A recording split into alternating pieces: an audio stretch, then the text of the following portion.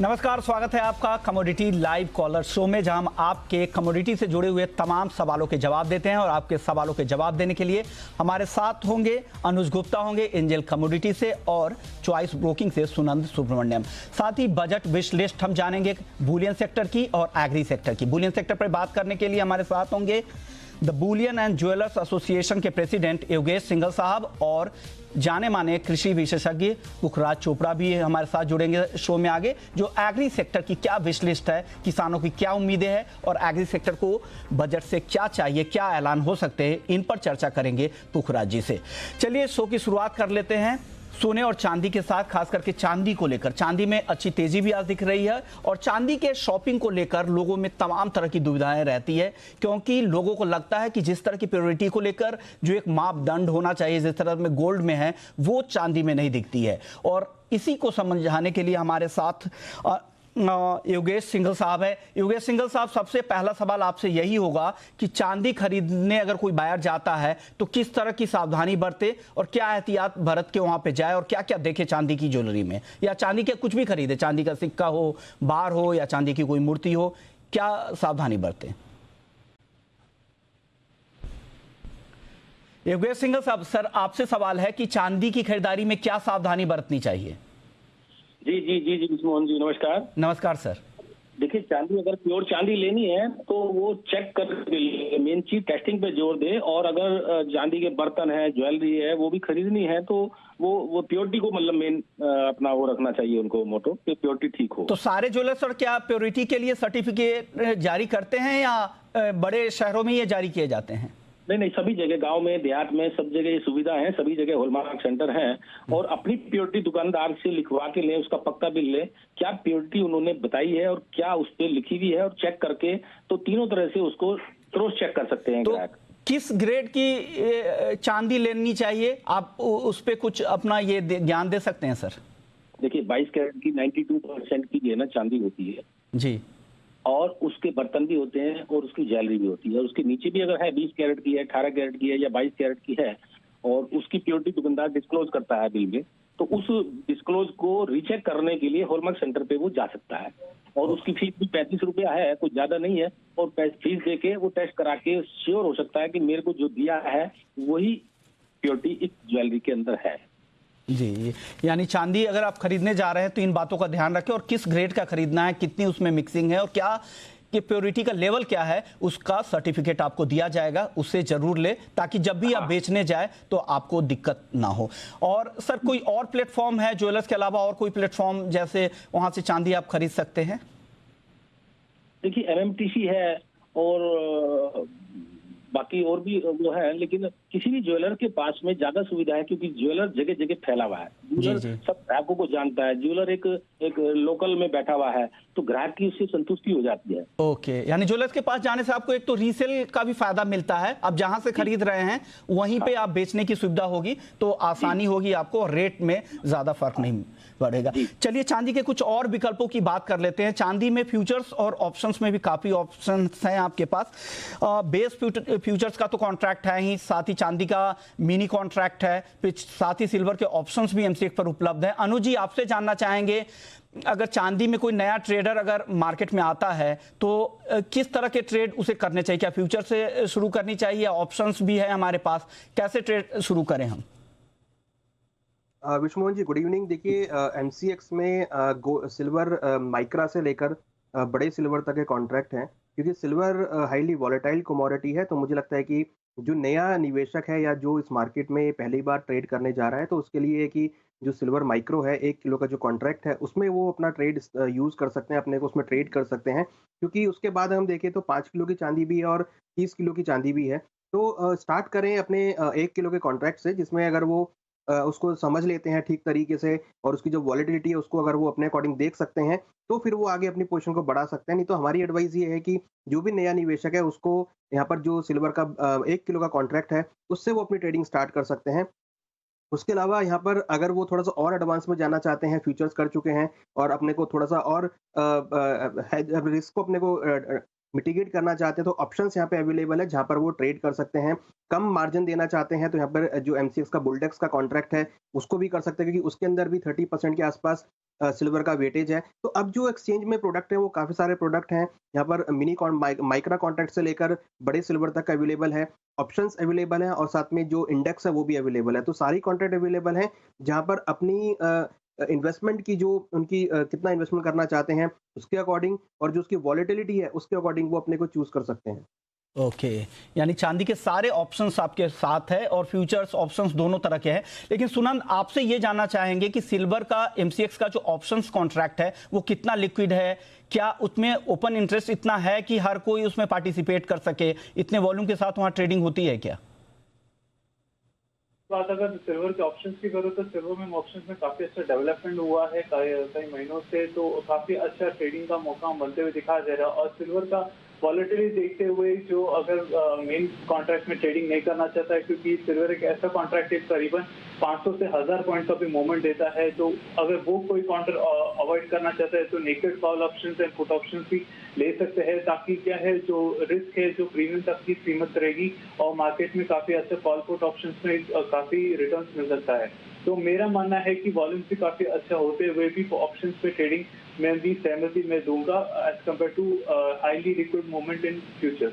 देखिए, फ्यूचर्स की बात करो तो एक पोजीशन बेसिस पर ही अभी फिलहाल ट्रेड करना बेटर रहेगा, जिसकी वजह से वो मार्केट में थोड़ा सा वॉलेटिलिटी में भी कंट्रोल आ सकता है। ओके, एक और सवाल अनुज जी आपसे पूछना चाहूंगा सिल्वर ऑप्शंस को लेके। अगर सिल्वर ऑप्शंस का अगर करंट स्ट्राइक के आसपास अगर हम लेते हैं, अगर दोनों साइड की कॉल पुट अगर एक साथ एक ही स्ट्राइक के आसपास, जैसे 67,000 के आसपास की हमने पुट ले ली और 68,000 का मैंने कॉल ले लिया, तो इस तरह के कॉल्स में क्या कॉस्टिंग इतनी ज्यादा हो जाएगी कि हमें फायदा नहीं होगा? या दोनों अगर एक तरफ भी चाल अगर चांदी की ज्यादा रही तो हमारे दोनों के कॉस्टिंग निकल जाएंगे और फायदेमंद सौदा ये हो सकता है? देखिए, जनरली जो स्ट्रेटेजी है उसमें स्ट्रैंगल और स्ट्रेडल रहता है, जहाँ पर हम सेम एट द मनी जो कॉल ऑप्शन है उसका कॉल और पुट दोनों बाय कर सकते हैं, या फिर थोड़ा जो एट द मनी या फिर आउट ऑफ द मनी है कॉल पुट उसको दोनों को बाय कर सकते हैं। तो ये स्ट्रेटेजी सेफ होती है और यहाँ पर जो कॉस्टिंग है वो काफ़ी कम रहती है, जितनी ज़्यादा कॉस्टिंग नहीं लगती है जितनी हम फ्यूचर्स में देते हैं, क्योंकि यहाँ पर जो अमाउंट है वो सिर्फ प्रीमियम का जाता है। तो स्मॉल इन्वेस्टर्स के लिए, छोटे इन्वेस्टर्स के लिए, या जो एक हेजिंग वाली स्ट्रेटेजी यूज़ करना चाहते हैं तो उनके लिए ये स्ट्रेटेजी बहुत अच्छी है। या तो वो स्ट्रैंगल या स्ट्रेडल यूज़ कर सकते हैं, जहाँ पर कम कॉस्टिंग में वो एक हेजिंग टाइप की पोजीशन को यहाँ पर बना सकते हैं। ऑप्शंस में जो स्ट्रेटेजी बनाई जाती है वो जनरली एक हेजिंग के तौर पर यहाँ पर हम बनाते हैं, जिसमें कि इन्वेस्टर को ना तो ज़्यादा नुकसान होता है ना ज़्यादा प्रॉफिट होता है। एक रेंज में मार्केट रहता है और उस रेंज में जो है उनको वहाँ पर बेनिफिट देखने को मिलता है। यानी चांदी के सारे ऑप्शंस आपके पास अवेलेबल है, फ्यूचर ऑप्शंस के साथ आप हाजिर में भी खरीदे तो किस तरह की सावधानियां बरते ये भी हमने बता दिया। चलिए अब बात कर लेते हैं गोल्ड की, और खास करके बुलियन, पूरे बुलियन सेक्टर की बजट से क्या डिमांड है ये जान लेते हैं योगेश सिंघल साहब से। योगेश जी, सबसे पहले बताइए कि आप लोगों ने क्या डिमांड रखी है और क्या उम्मीद कर रहे हैं कि क्या घोषणाएं हो सकती है बुलियन सेक्टर के लिए इस बजट में? देखिए, हमने सरकार से ये रिक्वेस्ट की है कि ज्वेलरी इंडस्ट्री के ऊपर अपनी नजर थोड़ी सी ठीक रखे। पिछली बार हमने 10% कस्टम ड्यूटी थी और उसको 4% करने की बात कही थी। जी जी। तो हमारे फाइनेंस मिनिस्टर साहब ने इसको 12.5% कर दिया। जी, इस बार क्या उम्मीद है, क्या इस बार कम करेंगे क्या इंपोर्ट ड्यूटी? देखिए, हम उम्मीद में तो हैं कि सरकार सुनेगी। सरकार जो है ना बहुत ही चिंतित है ज्वेलरी इंडस्ट्री के लिए और ज्वेलरी इंडस्ट्री को बिल्कुल वो क्लीन करना चाहती है। जो इसके अंदर जो है ना सरकार कहती है कि भी जो भी ब्लैक मनी इसमें जनरेट होती है या इसमें सर्कुलेट होती है या आपके बिल के द्वारा इसमें मतलब कुछ पैसा गलत इंडस्ट्री में आ जाता है तो उसको क्लीन करने के लिए है। लेकिन हम लोग आज भी उसी मांग को लेकर हैं कि जैसे ही गवर्नमेंट 4% कस्टम ड्यूटी करेगी, इसमें गंदा पैसा, स्मगलिंग, सोना, सब चीजें ये बंद हो जाएगी। दूसरी डिमांड हमारी टीसीएस को लेके है, जो अभी बुलियन पे टीसीएस लगाया है। तो उससे क्या होता है कि जितनी भी जगह वो बुलियन दिखता है उस पे टीसीएस जमा कराना पड़ता है, तो ये कॉस्टिंग महंगी पड़ती है और व्यापार पे इसका विपरीत प्रभाव है और इससे कहीं ना कहीं गलत दिशा में व्यापार जाने का डर है। तीसरी हमारी जो डिमांड है, जी जी, ज्वेलर के ऊपर स्टॉक होता है, ज्वेलर के पास ज्वेलरी का जो स्टॉक होता है, जी जी, उस पर एवरेज सिस्टम सरकार ने लागू किया हुआ है। ओके। जो एवरेज सिस्टम है, यानी कि जो स्टॉक है, जो एप्रिसिएशन स्टॉक पे है, मान लिया 40,000 का भाव था और 50,000 हो गया, तो उससे एवरेज सिस्टम में उस पे भी टैक्स लगता है, जो कि उसका जो है ना टैक्स दे चुका है। ओके। इसमें लिफो सिस्टम होना चाहिए, क्योंकि ज्वेलर जो भी बेचता है वही खरीद लेता है, यानी कि लास्ट इन फर्स्ट आउट। तो लिफो सिस्टम हमारी इंडस्ट्री में लागू होना चाहिए, ताकि जो अपनी इंडस्ट्री के पास जो स्टॉक है वो रखे रखे घट जाता है, क्योंकि अगर आज भाव बढ़ता है तो उसका प्रॉफिट बन के और सरकार को जमा कराना पड़ता है। यदि घट गया भाव तो उसका फिर लॉस दिखाना पड़ता है, तो उससे फ्लक्चुएशन होती है और उससे जीपी रेट पे भी इफेक्ट आता है। ओके, यानी ये कुछ डिमांड योगेश सिंघल साहब ने अपने एसोसिएशन की तरफ से वित्त मंत्री के सामने रखी है। देखिए क्या कुछ होता है। इंपोर्ट ड्यूटी इनकी सबसे पहली जो मांग है, वो सारे जितने भी एसोसिएशन हैं बुलियन सेक्टर के, वो यही मांग रहे हैं कि यहाँ पे इंपोर्ट ड्यूटी गोल्ड और सिल्वर में कम की जाए, साथ ही टीसीएस को कहीं कम करने की, खत्म करने की बात की जा रही है, साथ ही बुलियन बैंक, स्पॉट एक्सचेंज वगैरह की बात गोल्ड के लिए, इसकी मांग भी की जा रही है। चलिए, शुक्रिया योगेश साहब इन तमाम जानकारी देने के लिए और अपनी मांग जी बिजनेस के मंच के जरिए रखने के लिए। चलिए आगे बढ़ते हैं और अब सवाल जवाब का सिलसिला शुरू करते हैं। हमारे साथ पहले कॉलर भी आ गए हैं। कैलाश चंद्र मोदी है सादुलपुर से। कैलाश जी पूछिए, क्या सवाल है? नमस्कार सर। नमस्कार सर, पूछिए। सर, क्रूड के अंदर फिलहाल रेट के अंदर लॉन्ग करना चाहिए या शॉर्ट करना चाहिए, कौन सा बेनिफिशियल रहेगा? अनुज जी, क्रूड में क्या करना चाहिए फिलहाल, लॉन्ग या शॉर्ट? देखिए, क्रूड में ट्रेंड पॉजिटिव है। मुझे लगता है कि क्रूड के अंदर खरीदारी का ट्रेड ही लेना चाहिए। $52 के ऊपर सक्सेसफुली ट्रेड कर रहा है तो खरीदारी का ही ट्रेड रहेगा। एमसीएक्स में करीबन 3840 के आसपास के लेवल्स मिले तो खरीदारी करके चलें। स्टॉप लॉस 3770 का लगाए, टारगेट 3950 तक लगा सकते हैं। हमें लगता है कि क्रूड में जो ट्रेंड पॉजिटिव बना है, ये आगे भी रैली जारी रहेगी, तो बाय ऑन डिप्स की स्ट्रेटेजी यूज कर सकते हैं। ओके, यानी ये स्ट्रेटजी के साथ आपको काम करना है। अगले कॉलर है अशोक कुमार है। अशोक जी पूछिए, क्या सवाल है? सर नमस्कार। नमस्कार, पूछिए। सर मेरा सवाल है, ग्वार कल के बारे ऊपर बताओ नीचे, और ग्वार और अपने कैस्टर ऊपर नीचे क्या जा सकती है? ग्वार और कैस्टर दोनों पर आपको राय चाहिए? हाँ जी। आप किसान हैं या ट्रेडर हैं सर? नहीं, मैं तो दुकानदार हूँ जी। ओके, सुनंद, आप ग्वार और कैस्टर पर अपना व्यू दीजिए, क्योंकि आप एग्री मार्केट को काफी क्लोजली ट्रैक करते हैं, बताइए। जी हाँ, अगर ग्वार की बात करें तो ग्वार का ट्रेंड थोड़ा सा पॉजिटिव मोमेंटम में आ रहा है, बट एक कंफर्मेशन के लिए वेट करना पड़ेगा। अभी रिसेंटली एक्सपायरी हुआ है, जिसकी वजह से मार्केट में काफी अच्छा शॉर्ट कवरिंग देखने को मिला है। अगर कल के मोमेंटम में थोड़ा सा और अपसाइड मूवमेंट देखने को मिला तो 4150 के लेवल तक हम एक्सपेक्ट कर सकते हैं। कल के मार्केट्स में मूवमेंट अपसाइड देखने को मिल सकता है। तो करंट लेवल्स में अगर खरीदारी करना है तो 3980 के आसपास खरीदारी का मौका बनते दिखाई दे रहा है। 3900 तक स्टॉप लॉस रख सकते हो और टारगेट आप 4150 तक आप रख सकते हो। लॉन्ग टर्म की बात करो तो 4300 तक आप टारगेट रख सकते हो। बात अगर कैस्टोसी ओवरऑल एक रेंज बाउंड मूवमेंट में ट्रेड करते हुए दिखाई दे रहा है। ओवरऑल मोमेंटम देखा जाएगा तो थोड़ा सा नियर टर्म के बुलिश इंडिकेशन आ रहा है, बट मैं फिर भी ये काउंटर को अवॉइड करने बोलूंगा, क्योंकि जब तक 4500 के लेवल क्रॉस नहीं होता तो तब तक तेजी एक्सपेक्ट नहीं कर सकते हैं। ओके, यानी 4500 जब तक क्रॉस नहीं होता है तब तक तेजी की उम्मीद मत कीजिए, तो कैस्टर अभी अवॉइड करके चले। ग्वार को आपको खरीदना है 3900 के स्टॉप लॉस के साथ। पहला टारगेट जो इन्होंने दिया है 4150 रुपए का, दूसरा टारगेट है 4300 का। अब दोनों ही टारगेट के लिए स्टॉप लॉस को ट्रेल करके आगे बनाए रख सकते हैं। चलिए अगले कॉलर विजय हैं मुंबई से। विजय जी पूछिए, क्या सवाल? जी सर, मेरे दो सवाल है जी, पूछिए। 8-10 दिन पहले जब गोल्ड 51,600 था और चांदी 70,000 थी, आपके चैनल पर तब से बाई कॉल दिए जा रहे हैं। अब उसके बाद गोल्ड 3000 पॉइंट टूट गया, चांदी 6000 टूट गई जी। अब आप मंडे से सेल करवा रहे हैं और अभी गोल्ड सिल्वर ऊपर जा रहा है। दोनों देखिए, हमने दोनों तरफ के कॉल दिए थे, बाई और सेल दोनों कॉल दिए थे। और आपका रिकॉर्ड पर है, आप देखिए चैनल पर, आपके रिकॉर्ड पर है सब जी। लेकिन जब आप बड़ी खबरें जब होती है, जब इवेंटफुल हफ्ता होता है, तो उस समय आपको स्टॉप लॉस भी लगाने के लिए बोला जाता है। सर 50,800 और 50,200 पर आपने और बाई करने बोला था कि मार्केट ऊपर जाएगा, उसके बाद 3000 पॉइंट टूट गया, फिर आपकी जवाब दे देखिए, बताइए। देखिए, आप अपनी स्ट्रैटेजी तो आपको खुद बनानी पड़ेगी। जब तक आप स्टॉप लॉस नहीं लगाएंगे तब तक आप ट्रेड कैसे करेंगे? ट्रेड के लिए डिसिप्लिन तो आपको खुद तय करनी पड़ेगी, और जरूरी नहीं कि आप हर किसी को फॉलो ही करें। चलिए, परवीन है अगले कॉलर है हिसार से। परवीन जी पूछिए, क्या सवाल है? गुड इवनिंग रिजवान जी। गुड इवनिंग सर, पूछिए। सर मैंने 5 लोट निकल के सेल किया 1329 रुपए पे। 1336 पे? 29 पे सर। 1329 पे सर? जी। ओके, सेल आपने कर रखा है। अनु जी, क्या करना चाहिए? इन्होंने सेल कर रखा है निकेल को, क्या ये स्ट्रैटेजी सही है या निकल जाना चाहिए इन्हें?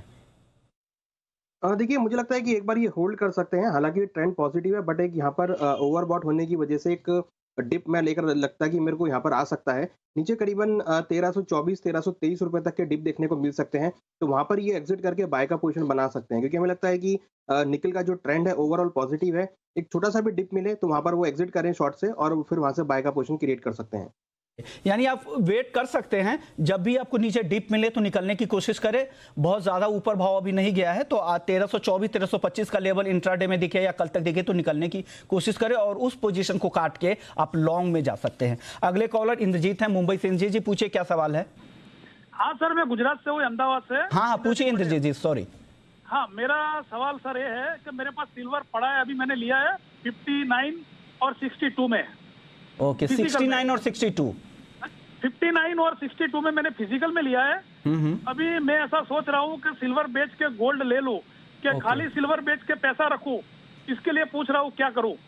अनु जी बताइए क्या करना चाहिए इनको? इन्होंने काफी नीचे के भाव पे लिया है, प्रॉफिट में है, क्या करना चाहिए चांदी में? क्या चांदी बेच के गोल्ड ले ले या चांदी में बने रहे हैं, यही ज्यादा मुनाफा हो सकता है?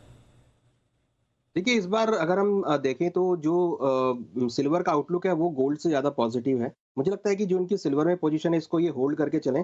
इनिशियली हमें लगता है कि 70,000 तक के लेवल देखने को मिल सकते हैं, तो वहाँ पर वो प्रॉफिट बुक कर सकते हैं। बट जो सिल्वर का आउटलुक है वो एज कम्पेयर गोल्ड से मुझे लगता है कि इस बार इस 2021 के लिए काफ़ी ज़्यादा पॉजिटिव रहेगा। तो सिल्वर में आप इन्वेस्टमेंट अपनी कंटिन्यू रख सकते हैं, 70,000 के आसपास एक बार प्रॉफिट बुक कर सकते हैं। ओके, यानी चांदी में 70,000 का लेवल दिखे तब वहां पर प्रॉफिट बुक करें, फिर वहां पर आप फिर से आप पूछे जी बिजनेस देखते रहिए और फिर जानिए कि गोल्ड खरीद सकते हैं कि नहीं। अगले कॉलर फरहान है रामपुर से। फरहान जी, पूछिए क्या सवाल है। Good evening sir. Very good evening, पूछिए। ऑयल पर सवाल है, मैं जो है जी बिजनेस लगातार देखता हूँ जी जी, लेकिन मेरा ये सवाल है कि आपके जो एक्सपर्ट हैं वो ये कहते चला रहे हैं तीन शुरू से 1100-1200 रुपए का भाव मिल जाएगा जनवरी और दिसंबर तक, लेकिन अभी तक तो आया नहीं है भाव ये। लेकिन मैं ये जानना चाह रहा हूँ फरवरी मार्च में 850 होगा या फिर 1100 जाएगा, 1100 दोबारा। मेंथा पे इनको व्यू चाहिए, क्या लग रहा है कि 1150 जा सकता है क्या मेंथा, सुनन जी? बात अगर मेंथा की करें तो मेंथा का market majorly export driven market रहता है as compare to domestic market पे। एक्सपोर्ट मार्केट में फार्मेसी सेक्टर पे जो डिमांड आता है उस पे है। अभी जो कोविड-19 सिचुएशन चल रहा है यूरोपियन मार्केट और यूएस के वजह से मार्केट में थोड़ा बिकवाली का राह दिखाई दे रहा है। मुझे 920 तक मैं डाउन साइड देख रहा हूँ, क्योंकि जो 965 968 का जो सपोर्ट लेवल था वो ब्रेक हो चुका है और नीचे और देखने को मिल सकता है। आपने कहा 1100 के लेवल एक्सपेक्ट कर सकते हैं, वो शायद अगर पॉसिबल होगा लॉन्ग टर्म में ही होगा, अगर सीजन खत्म होने तक मई या जून में जब नया मानसून चालू होगा। बट उसके पहले तो मुझे थोड़ा डाइसी दिख रहा है, तो नियर टर्म के टारगेट में 920 के साथ में रहना चाहूंगा कि बिकवाली करके चलना चाहिए। ओके, तो ये स्ट्रैटेजी आपको बना के रखनी होगी मेंथा पे। चलिए अगले कॉलर गोपाल है राजस्थान से। गोपाल जी, पूछिए क्या सवाल है। हाँ सर, नमस्कार। नमस्कार, पूछिए। सर जी, गुआर 5-6 साल पहले का पड़ा है 5,000 का, तो ये अगले 3-4 महीने में 6,000 हो सकता है क्या? वो भाव दिखाएगा? दोनों एक्सपोर्ट से बताइए जी। अनुज जी, आपको क्या लगता है ये इनका भाव मिल पाएगा क्या ग्वार सीड में? देखिए, इनिशियली कल हमने ग्वार में अच्छा खासा ब्रेकआउट देखा था और आज वो ब्रेकआउट कंटिन्यू रहा है। मुझे लगता है कि 6,000 का जो टारगेट है वो मुझे लगता नहीं कि देखने को मिलेगा, मगर जो अब आज ब्रेकआउट देखने को मिला है उससे एक्सपेक्टेड है कि 4100 से लेकर 4200 तक के लेवल देखने को मिल सकते हैं। तो अगर 4200 के लेवल पे मार्केट चलता है, उसको ब्रेकआउट लेता है, तो नेक्स्ट टारगेट जो है वो 4500 से 4600 का होगा। हमने हमेशा ग्वार को देखा है कि वो लेवल वाइज लेवल ट्रेड करता है, तो इनिशियली जो हम टारगेट कर रहे हैं वो 4200 को टारगेट कर रहे हैं, तो 4200 का मुझे लगता है कि फिलहाल अभी एक टारगेट देखने को मिल सकता है। ओके, 4200 का अगला टारगेट दिख सकता है। 4,300 का टारगेट इन्होंने सोनन जी ने भी दिया है। चलिए, लेकिन अब वक्त हो गया है कि एग्री सेक्टर की क्या विश लिस्ट है, बजट से क्या उम्मीदें हैं, ये जानने का।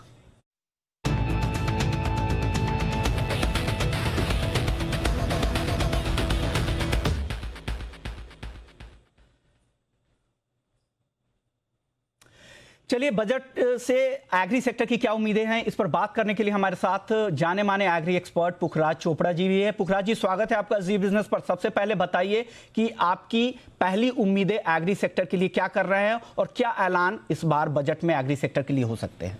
देखिए, ये संभावना है और डिमांड भी है कि ये फूड प्रोसेसिंग सेक्टर है इसको बढ़ावा देने के लिए पूंजीगत सब्सिडी व निर्यात सब्सिडी की उम्मीद है। और अनाज व्यापारियों को जो पिछले 2-3 साल से बहुत कमजोरी झेल रहे हैं, इनको संबल देने के लिए कृषि उपज मंडी में खरीद को सुनिश्चित करे, ऐसा आंदोलन से भी लग रहा है और फीलिंग भी है कि ऐसा हो सकता है।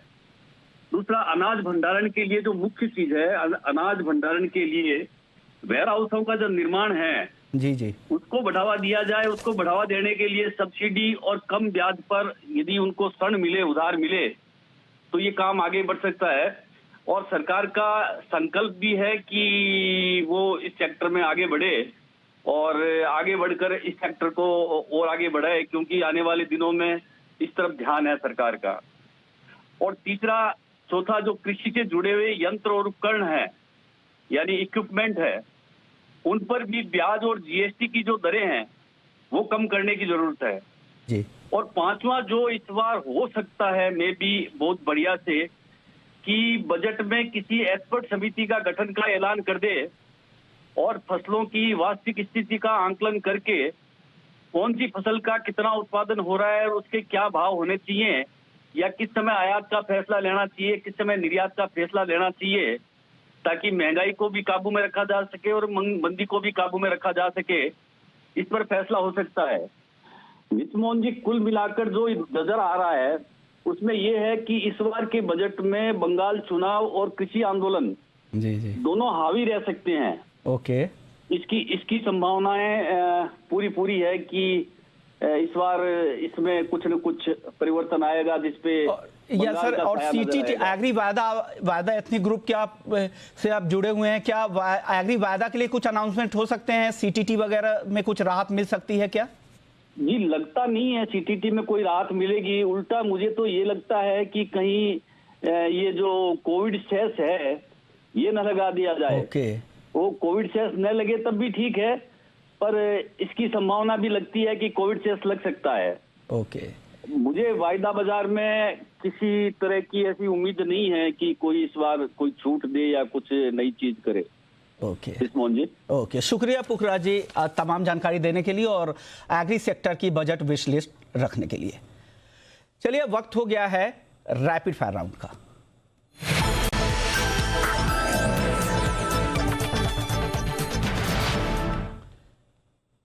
अनुज जी, आपकी पहली रैपिड फायर कॉल। हमारी कॉल गोल्ड में रहेगी। गोल्ड में खरीदारी करके चल सकते हैं 49,400 के आसपास। 49,000 का स्टॉप लॉस लगाएं, टारगेट 50,000 तक हो सकता है। सुनंद, आपकी रैपिड फायर कॉल। मेरा रैपिड फायर का आरएम सीट करेगा 29 फरवरी के 5,650 के आसपास बिकवाली करके चल सकते हो। स्टॉप लॉस अगर आपको रखना है तो 5,825 पे आप रख लीजिए और टारगेट आप 5,300 तक आप रख सकते हो। ओके, अनुज जी, आपकी आखिरी रैपिड फायर कॉल। हमारी कॉल लेड में रहेगी। लेड में खरीदारी करके चलें 166 के आसपास। स्टॉप लॉस 164 का लगाएं, टारगेट 170-169 तक हो सकता है। ओके, शुक्रिया सुनंद आपका भी और अनुज जी आपका भी तमाम सवालों के जवाब देने के लिए।